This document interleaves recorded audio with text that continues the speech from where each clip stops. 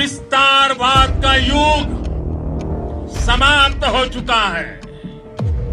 ये युग विकासवाद का है।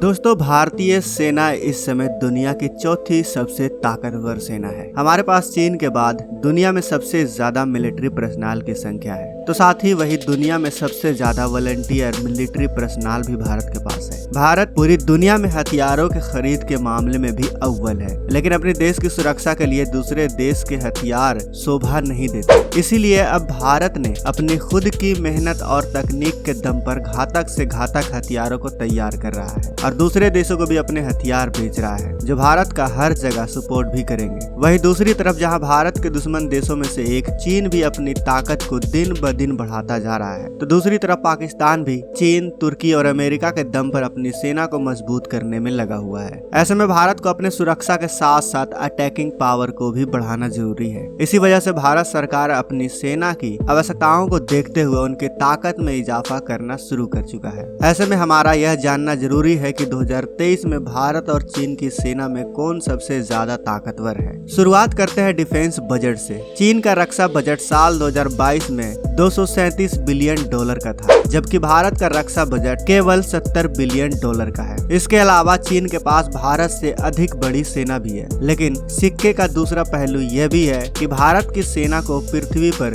दुनिया की सबसे खतरनाक सेना में से एक माना जाता है। दोस्तों, चीन के साथ की लड़ाई मैदान की लड़ाई नहीं होगी, यह पहाड़ों की लड़ाई होगी, और पहाड़ों की लड़ाई में तोप और गोलों की जगह पैदल सेना का ज्यादा महत्व होता है। यहाँ पर चीन की सेना के पास एडवांटेज होगा क्योंकि वह हमसे ज्यादा ऊंचे स्थान पर बैठे होंगे। भारत की लड़ाई चीन की सेना से कई मोर्चे पर होगी। यह लड़ाई पाकिस्तानी कश्मीर से होते हुए लद्दाख, फिर तिब्बत, नेपाल, सिक्किम, भूटान से होती हुई अरुणाचल प्रदेश, नागालैंड, मिजोरम, त्रिपुरा, मणिपुर और बर्मा तक फैली होगी। यहाँ पर यह बात ध्यान में रखनी होगी कि बर्मा और म्यांमार दोनों ही चीन की गोद में बैठे हुए हैं और भारत के खिलाफ लड़ाई में चीन का साथ देंगे। ऐसे में सवाल है कि क्या भारत के पास इतनी पैदल सेना है कि वह पूरे हिमालय क्षेत्र में अपनी सेना को लगा सके और उसके पास गोला बारूद, तोपे, बंदूकें और खाने पीने का सामान इत्यादि पहुंचा सके। ध्यान रहे कि भारत के पास कुल एक्टिव सेना 13.25 लाख है। इसके विपरीत चीन की कुल आर्मी 23.35 लाख है और उसने पूरे हिमालय में अपनी सेना को लगा रखा है और अपने सैनिकों को पूरी तरह तैयार कर रखा है। इतना ही नहीं, यदि चीन से लड़ाई होती है तो पाकिस्तान भारत के खिलाफ एक नया मोर्चा खोल देगा। सबसे खतरनाक हालात भारत के लिए तब पैदा होंगे जब नक्सली इस मौके का फायदा उठाकर लाल गलियारा स्थापित करने की कोशिश करेंगे। चीन और पाकिस्तान दोनों ही भारत के नक्सलियों को हथियार उपलब्ध कराते हैं। हाल ही में लतिहार में हुए नक्सली हमले में पाक निर्मित हथियार मिले थे, जिससे नक्सली को पाकिस्तानी मदद मिल रही है, यह पुष्टि हो जाती है।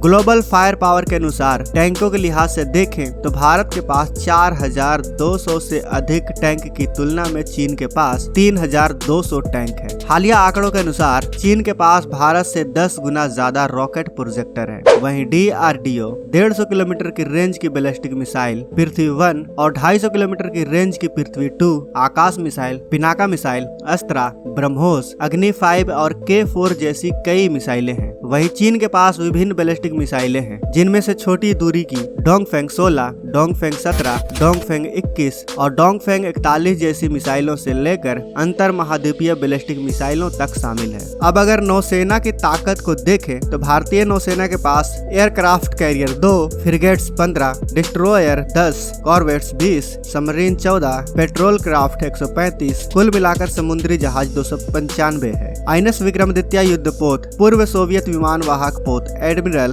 गोर्शकोव का नया नाम है। इस विमान वाहक पोत को 2013 में भारतीय नौसेना में शामिल किया गया था। इसकी लंबाई लगभग 3 फुटबॉल मैदानों तथा ऊंचाई 22 मंजिला इमारत के बराबर है। वहीं भारत के दूसरे एयरक्राफ्ट कैरियर आईएनएस विक्रांत की लंबाई 262 मीटर है। आईएनएस विक्रांत का वजन 45,000 टन का है। इस पर कमोव 31, कमोव 28, MiG-29 के लड़ाकू विमान, ध्रुव और चेतक हेलीकॉप्टरों सहित 30 विमान और एंटी मिसाइल प्रणालियां तैनात हैं। अब चीन की नौसेना की ताकत के बारे में जान लेते हैं। चीन की नौसेना के पास एयरक्राफ्ट कैरियर 3, लड़ाकू युद्धपोत 51, विध्वंसक युद्धपोत यानी डिस्ट्रॉयर 41, छोटे जंगी जहाज यानी कॉर्वेट 70, पनडुब्बियां 79, गश्ती युद्धपोत 220 है। यानी आपको अंदाजा लग गया होगा कि चीन की नौसेना कितनी ताकतवर है। लेकिन यहाँ पर ध्यान देने वाली बात यह भी है कि अगर चीन और भारत समुद्र में आमने सामने आते हैं तो चीनी नौसेना को भारत से भिड़ने के लिए हिंद महासागर में आना पड़ेगा और चीनी नौसेना अपनी पूरी ताकत के साथ अपने देश के रक्षा को छोड़कर हिंद महासागर में नहीं आएगी। इसीलिए चीन की बड़ी नौसेना होते हुए भी भारतीय नौसेना का कुछ नहीं बिगाड़ पाएगी। अब अगर भारत की वायुसेना की ताकत की बात की जाए तो फिलहाल हमें चीन पर भी बढ़त हासिल है। चीन के विमान ऊंचाई वाले एयरबेस से उड़ान भरेंगे, वो कम ईंधन और हथियार लेकर उड़ सकेंगे। चीन के पास हवा में ईंधन भरने वाले विमान भी मौजूद नहीं है, इसलिए चीन की वायुसेना के मुकाबले भारत की स्थिति बेहतर है। हालांकि इस समय भारतीय वायुसेना जिन लड़ाकू विमानों का इस्तेमाल कर रही है उनमें से आधे अगले 9 सालों में रिटायर हो जाएंगे। इस समय वायुसेना के पास 35 फाइटर स्क्वाड्रन है, जबकि भारत सरकार ने 42 स्क्वाड्रन की मंजूरी दी हुई है, जबकि जरूरत 45 स्क्वाड्रन की है। संसद की अस्थायी समिति की हालिया रिपोर्ट पर विश्वास करें तो इस वक्त वायुसेना की सही ताकत 25 स्क्वाड्रन तक सिमट गई है। इन 25 स्क्वाड्रन में से 14 के पास MiG-27 और MiG-21 लड़ाकू विमान है। ये विमान 2015 से लेकर 2024 के बीच रिटायर हो जाएंगे, जिनकी जगह रफाल, तेजस, MK2 और AMCA लड़ाकू विमान लेंगे। साथ ही Miraj 2000, MiG-29, C-17 globe master मालवाहक विमान और लॉकहीड मार्टिन कंपनी का बनाया C-130J सुपर हेरकुलस मालवाहक विमानों के अलावा हमारे पास सुखोई 30 MKI जैसे लड़ाकू विमान भी है, जो 3000 किलोमीटर दूर तक मार कर सकते हैं और लगातार 3.25 घंटे तक हवा में रह सकते हैं। भारतीय वायुसेना में करीब 1,40,000 सैनिक हैं। भारत के पास 1700 एयरक्राफ्ट हैं। भारतीय वायुसेना में 900 कॉम्बैट एयरक्राफ्ट हैं। भारत के पास 10 की संख्या में C-17 ग्लोब मास्टर एयरक्राफ्ट है, जो कि एक बार में 4200 से लेकर 9000 किलोमीटर की दूरी तक 40 से 70 टन के पेलोड में ले जाने की क्षमता रखती है। चीन की पीपल्स लिबरेशन आर्मी एयरफोर्स दुनिया की दूसरी सबसे बड़ी वायुसेना है। चीनी वायुसेना यानी PLA-AF में करीब 3,30,000 सैनिक हैं। चीन के पास